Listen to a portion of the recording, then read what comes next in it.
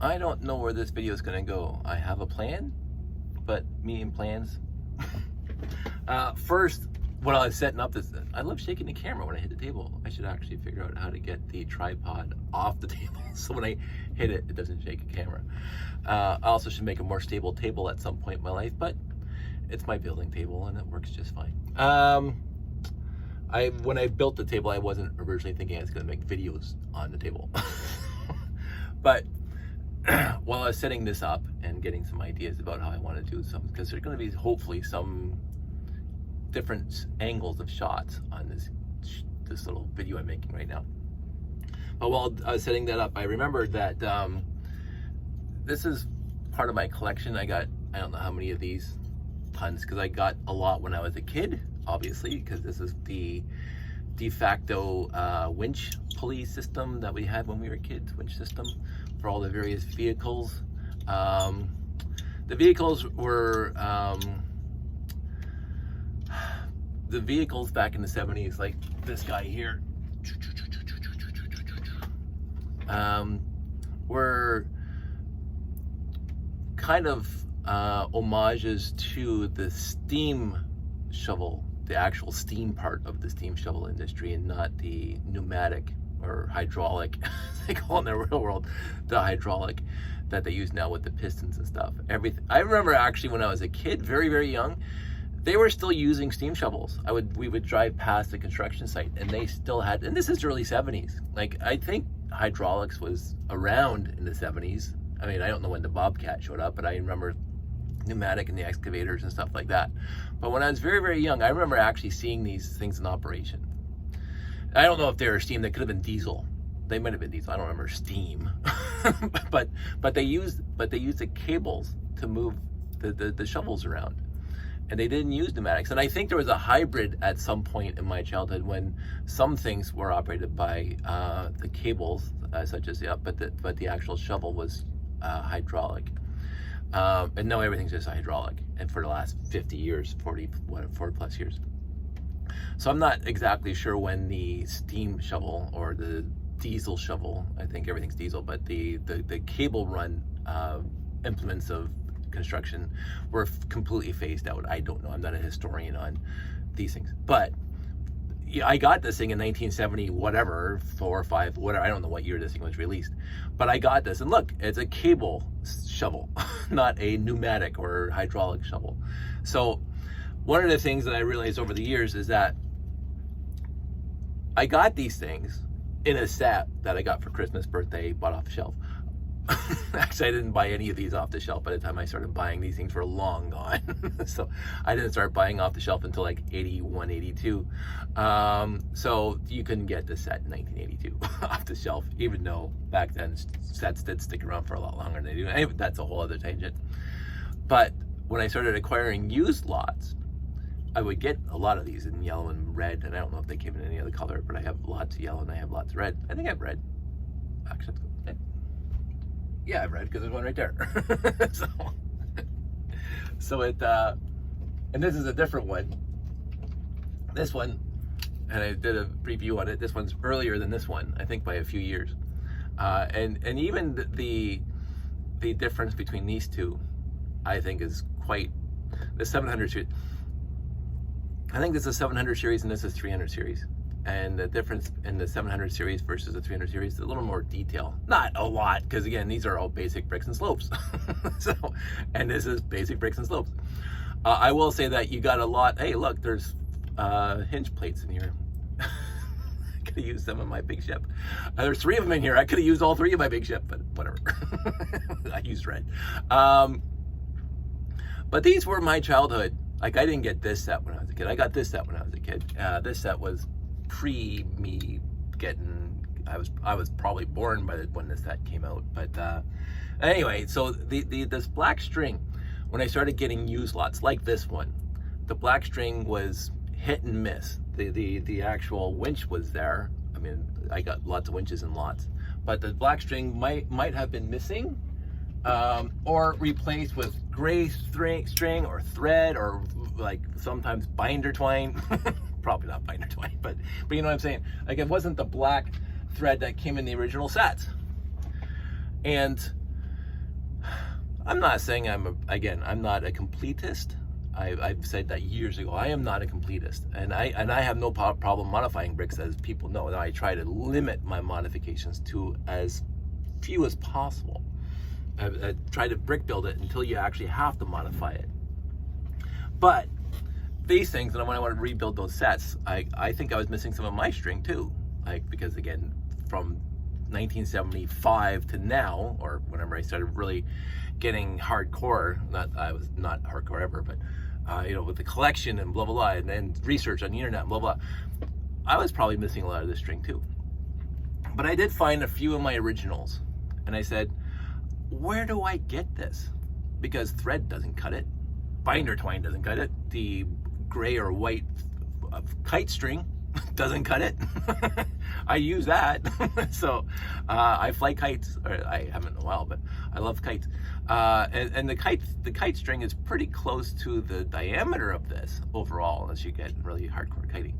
My dad was a bricklayer, so I used some of his mason string, but that was pretty thick. It was hard to get into here, but perseverance pays off.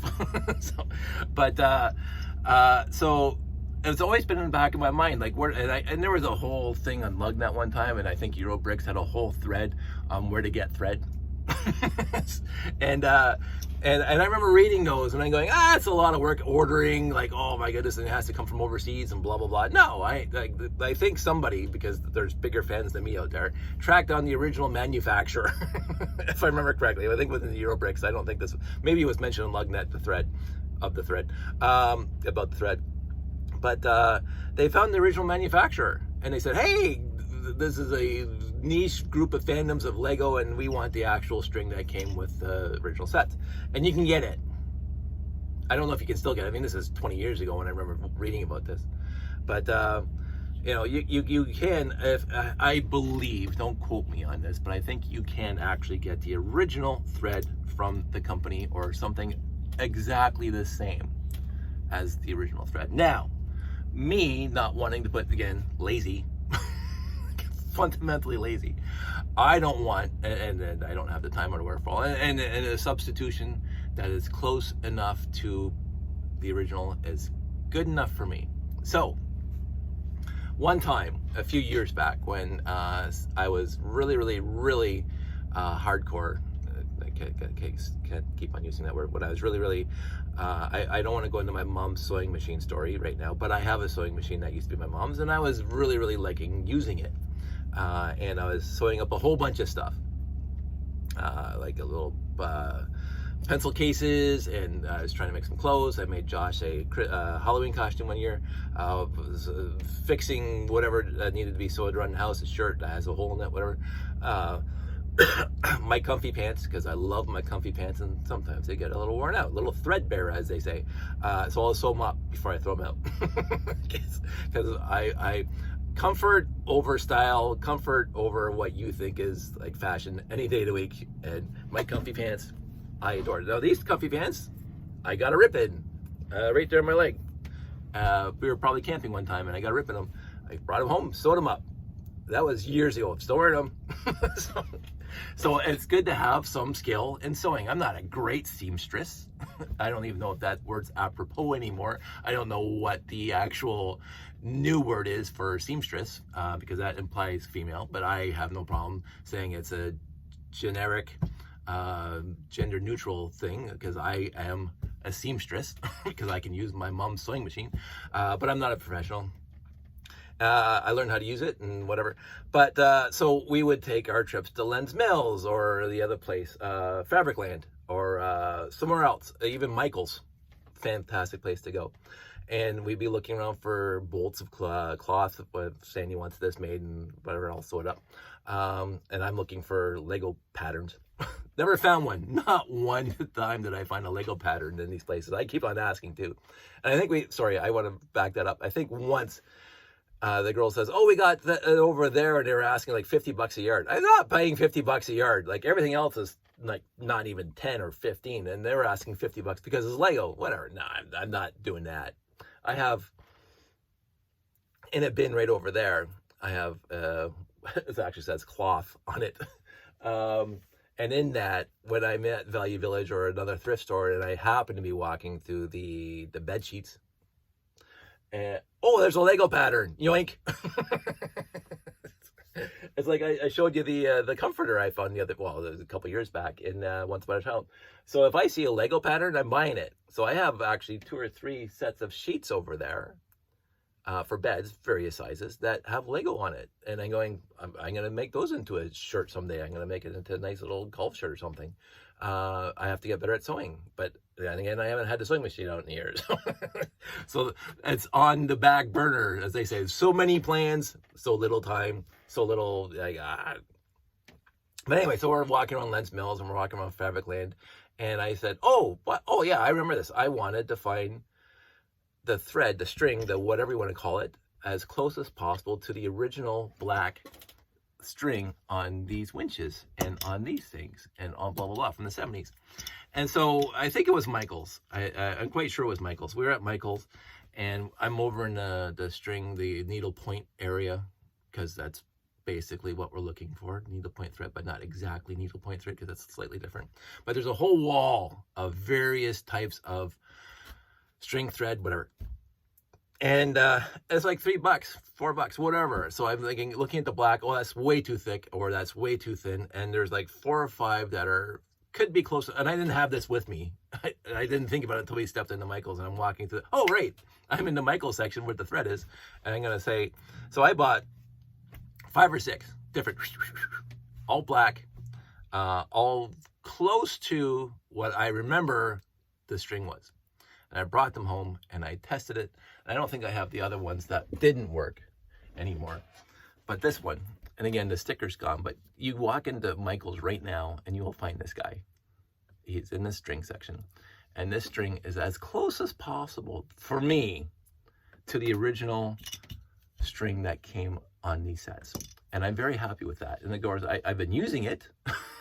And because again, when I was recreating my 70 sets, some of those winches needed it and whatever. So this is, the label must have fallen off because they have the little white label right here and it tells you what it is. But there's only one of this type style, like looks like a wheel, an old Technic wheel, which I mean, that's perfect. It's the same size as those little rubber tires that came in like around the RCX time. But I have this spool up here and I just saw it when I was setting up for this video. So I'm already 12 minutes into it. So I'm probably not going to do what I wanted to do. So I've been talking about this for far too long because that's who I am. But if you're looking for what I consider a suitable replacement that's extremely cheap and down the street, if there's a Michael's near you, and I'm sure any other craft store and or hobby shop that does that kind of stuff would have one of these little spools, go in and get one. And that's it. Now, again, you can go on Eurobricks. I think it was Eurobricks. Again, it was 20 years ago, so I don't remember specifics, where you can actually ping the original company and get that spool of thread. I don't need to do that because this is good enough for Canada, as Opa used to say, good enough for Canada. And I'm happy with it. And so it sits right up here on my little shelf. And I saw it when I was setting up my thing earlier. And it's a suitable replacement for this stuff. And I'm happy. I'm like, and you know, up until, you know, that's the replaced thread. It works. Any thread will work, but this one looks like it's the original. So I'm good with that. And, you know, that's it. That's a quick 12-minute, 13-minute video, well, 14-minute video. 14-minute video about string for Lego. And as I say, it's something that I'm interested in. Nobody else has to be interested in this part of the hobby. I am interested in because I like this. This is also a little bit of a problem. But I said old Lego's cool Lego. This is cool Lego. And the fact that I found a suitable replacement for the thread is good enough for me. So that's it. That's all. You know, this thing still goes. That's all it has to do. So there you go. 14 minutes. I want everybody out there to stay safe. Take care. I'm going to start my next video now, but this is going to be released sequentially. So I'm going to start the other video now and then going to start from scratch. Because I already wasted so much time on this one. Everybody out there, stay safe. I hope everybody's doing well. I know that Buffalo got hit hard this weekend. Of course, by the time you see this video, it's going to be probably weeks gone by.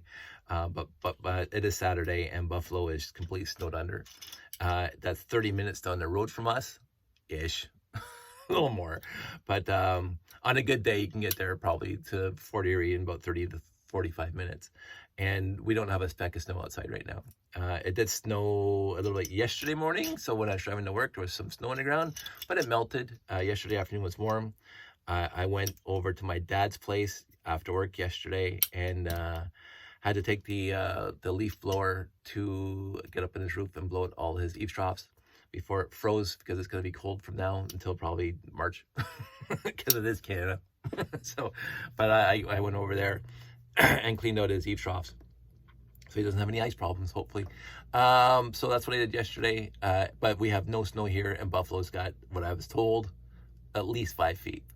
Now, is it going to break the record of 9 feet that happened just a few years back in one weekend? 9 feet of snow in one weekend? And again, even that weekend, I remember on the news and you're watching it, we didn't have a flake of snow here in Hamilton at all. Now you look at a map, go look at the world map, or like even the New York / Ontario map. Look where Hamilton is and look where Buffalo is. I'm not saying you can throw a rock and hit Buffalo from here, but pretty much I've been to Buffalo numerous times. My wife and I hop across the border, or at least we used to before COVID, go shopping and stuff. I hear Fort Erie snowed under too, because Fort Erie's right across the river from Buffalo, and Welland has a little bit of snow. And Welland's not that far from us at all either. Like Welland, I've been to Welland numerous times, and it's just on the highway. But there's nothing here. So it's just odd how that works. And I get the lake effect off of Lake Erie. Trust me, I understand that with Lake Erie, I've done research on that. But I hope everybody in Buffalo is doing okay.